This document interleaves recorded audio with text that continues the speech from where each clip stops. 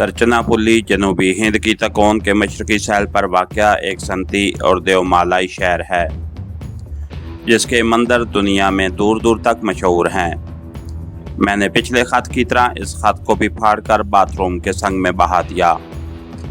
پھر کلوزٹ کا نچلا خانہ کھولا، اس میں ایک بکس رکھا تھا۔ بکس میں پلاسٹک کے چھوٹے چھوٹے کھلونے ہندی اور انگریزی کے حروف موجود تھے، ساتھ ہی ہسٹوریکل پلاسٹک انٹرپرائز کے نام کا پیڈ بھی تھا۔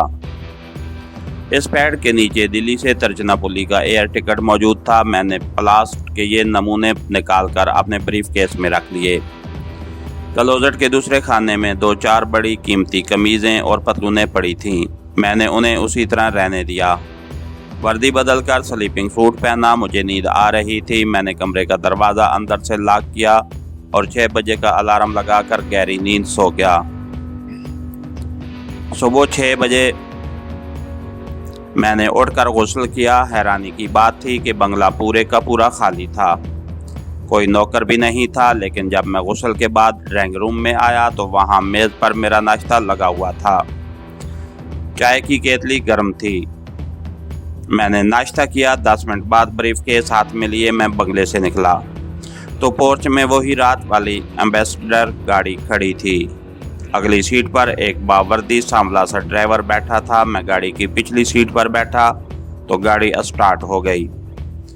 دلی شہر میں سردیوں کی اس صبح سڑکوں پر آمد و رفت ابھی زیادہ نہیں ہوئی تھی۔ ڈرائیور خاموشی سے گاڑی چلا رہا تھا۔ میں نے یوں ہی اسے سوال کیا کہ وہ کہاں کام کرتا ہے۔ اس نے کہا، سر میں پلاسٹک کی ہسٹوریکل کمپنی کا ڈرائیور ہوں۔ میں چپ ہو گیا۔ جس فرم کا وہ ڈرائیور تھا اس نام کی کوئی فرم دلی میں نہیں تھی۔ ظاہر ہے کہ یہ ڈرائیور بھی ہمارے گینگ کا ایک پرزہ تھا۔ اس کے بعد میں نے اسے کوئی بات نہیں کی۔ گاڑی ایئرپورٹ کے احاطے میں جا کر رک گئی۔ انڈین ایئر لائنز کی بوئنگ ایئر بس میں میری سیٹ پہلے سے بک تھی۔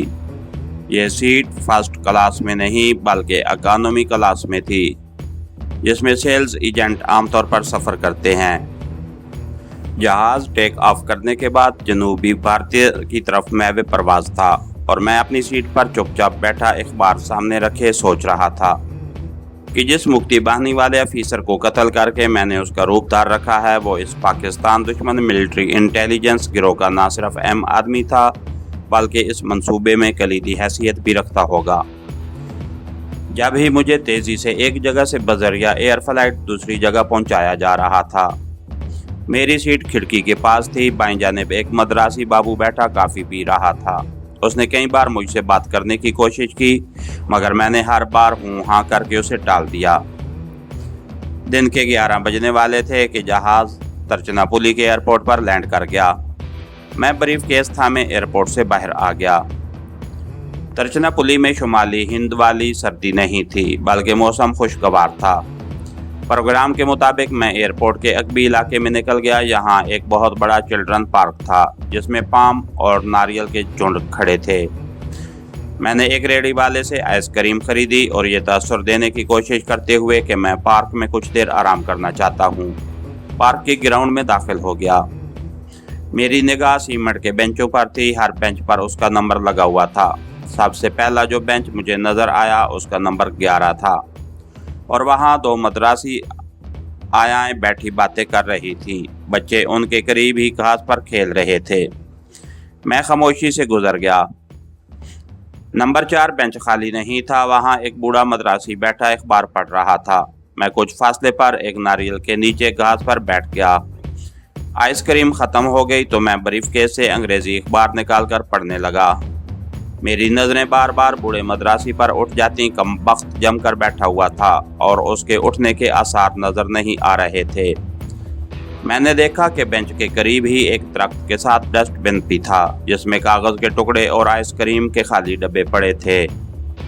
اسی ٹوکری کے نیچے وہ خط رکھا ہوا تھا جسے حاصل کرنے کے لیے میں پارک میں آیا تھا، لیکن بوڑھے مدراسی کی وجہ سے میں اسے نہیں نکال سکتا تھا۔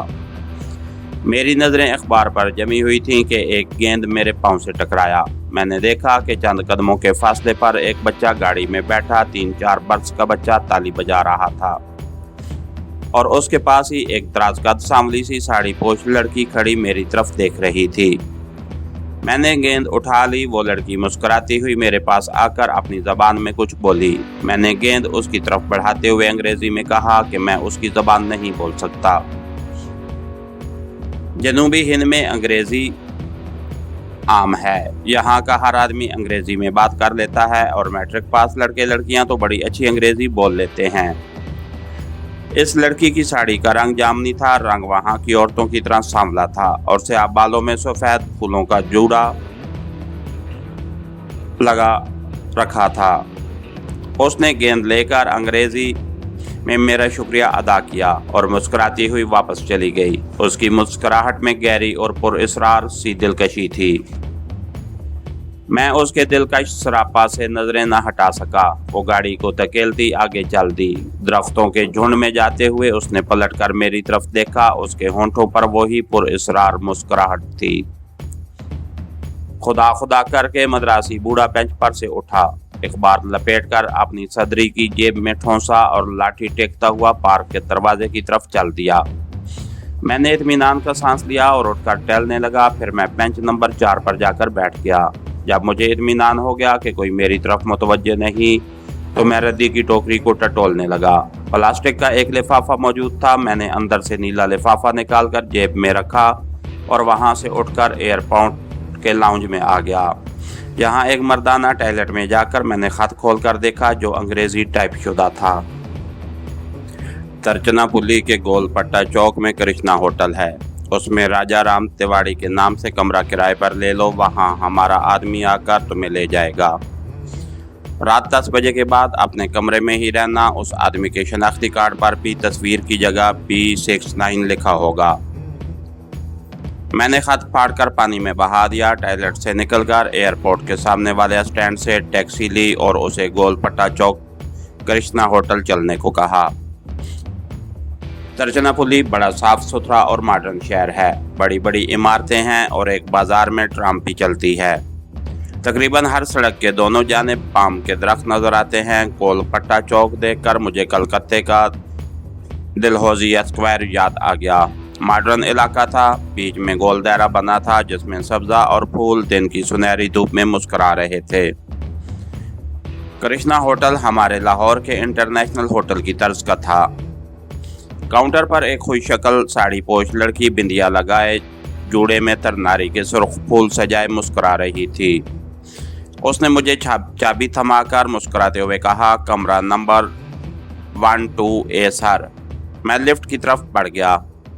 میرا کمرہ تیسری منزل پر تھا۔ سنگل بیڈ روم کا صاف ستھرا کمرہ تھا۔ باتھ روم اٹیچ تھا۔ منہ ہاتھ دھو کر تازہ دم ہوا۔ فون کر کے کمرے میں ہی کھانا منگوایا۔ سالن میں قیامت کی مرچیں تھیں۔ جنوبی بھارت میں سرخ مرچیں اس طرح کھائی جاتی ہیں جس طرح ہم یہاں لہسن کی چٹنی کھاتے ہیں۔ کھانے کے بعد میں کچھ دیر آرام کرنے کے خیال سے لیٹ گیا۔ آنکھ کھلی تو دن ڈھل چکا تھا۔ منہ ہاتھ دھو کر کمرے میں ہی کافی منگوا کر پی۔ اتنے میں فون کی گھنٹی بجی۔ میں نے ریسیور اٹھایا۔ دوسری طرف سے کسی نے انگریزی زبان میں پوچھا، آپ کے پاس پلاسٹک کے سامان کے نمونے ہوں گے؟ ہم اپنی دکان کے لیے آپ کی کمپنی کا کچھ مال خریدنا چاہتے ہیں۔ میں سمجھ گیا کہ یہ اسی خفیہ گینگ کا کوئی آدمی ہے۔ میں نے کہا، جی ہاں میرے پاس نمونے موجود ہیں۔ دوسری طرف سے آواز آئی، میں 10 بجے رات آؤں گا۔ فون بند کر دیا گیا۔ کمرے میں دن بھر پڑے رہنے سے بھی لوگ شک کر سکتے تھے، چنانچہ کمرہ لاک کر کے ہوٹل سے باہر آ گیا اور ایک گشادہ بازار کے فٹ پاتھ پر ٹہلنے لگا۔ شام ہو گئی تھی۔ فلیٹوں میں بتیاں جل اٹھیں۔ ساڑی پوش عورتیں اور دھوتی پوش دبلے پتلے مرد ادھر ادھر آ جا رہے تھے۔ ایک سینما گھر کے باہر ہیما مالیتی کی بہت بڑی تصویر لگی تھی۔ فلم کا نام تامل اور ہندی میں کاریکا لکھا تھا۔ بائیں جانب ایک مارکیٹ تھی جس کی دکانیں جگمگا رہی تھیں۔ ایک ریستوران کے باہر زرد کیلوں کے گچھے لٹک رہے تھے۔ جنوبی ہند میں زرد کیلوں کے گچھے ریستوران کے باہر لٹکانے کا رواج عام ہے۔ لوگ تامل، تیلگو اور کنٹری زبان میں باتیں کرتے ہیں جو میری سمجھ سے باہر تھیں۔ اچانک ہی میں نے کاسمیٹک کی ایک دکان سے اسی سانولی لڑکی کو نکلتے دیکھا جسے میں نے صبح چلڈرن پارک میں دیکھا تھا۔ اس وقت وہ سیاہ ساڑی میں ملبوس تھی جس کی پٹی سرخ تھی، ماتھے پر سرخ بندیا اور جوڑے میں سفید پھولوں کا گجرا تھا۔ उसने भी मुझे देखा तो जरा सा मुस्कुराई। मेरे होंठों पर भी अपने आप मुस्कुराहट आ गई। उसके हाथ में एक लिफाफा था। वो मुस्कुराती हुई मेरे करीब से गुजर गई। उसके लिबास से ख्वाब अंगेज खुशबू आई। ये जनूबी हिंद के मंदिरों में रक्स करने वाली कदीम देवदासियों की खुशबू थी। मेरा ख्याल था कि मार्केट का गेट मुड़ते हुए वो पलटकर मेरी तरफ जरूर देखेगी, मगर वो चली गई और मुझे मार्केट वैरान वैरान सी लगने लगी। मैं मार्केट की राहदारियों में टहलता रहा, फिर वापस अपने होटल आ गया। 8 बजे रात मैंने कमरे में खाना मंगवा कर खाया और पलंग पर लेटकर शाम का अंग्रेजी अखबार पढ़ने लगा। जगह जगह खबरों में ढाका फाल पर खुशी का इजहार किया गया था। मैंने अखबार रद्दी की टोकरी में फेंक दिया।